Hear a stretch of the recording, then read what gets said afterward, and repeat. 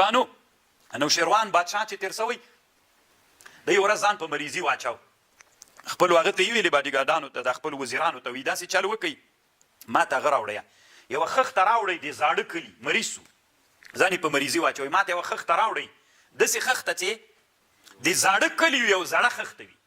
ځکه ډاکټرانو ما ته ویلي چې دغسې تر څو نه جوړېږي چې دا دې باندې بیا هغه درته دمه بیا به جوړ سي هغه وزیران یې ولیږل ټول د فارس په امپراتورۍ کې ګرځېدل را ګرځېدل ټول بېرته راغلل وي داسې خښته خو نه پیدا کېږي چې په خښته هم زړه وي او د زاړه کلي نه دې راواخلي وایي ولې نسته وي خو ټول کلي آباد شوي دي نو ده ورته ویلې د ما اصلي مقصد دا و زه مریض نه یم ځان مې په مریضتوب اچولی همدا مې مقصد و چې د ما په حکومت کې آبادۍ چې د حکومت مقصد د هدف ته ورسېدلم که ونه رسېدلم چې هدف ته ورسېدم به زه تې اوس که مړم څه پروا نه کوي ځکه د ما د حکومت مقصد څوک و عمارت و آبادۍ والا ګورې طالبانو په تاریخونو کې پاتې کېږي هم څوک اوس داود خان خلک ډېر یادوي د افغانستان په پاچایانو کې ولې عمارت یې ډېر وکړ ډېر آبادۍ یې وکړله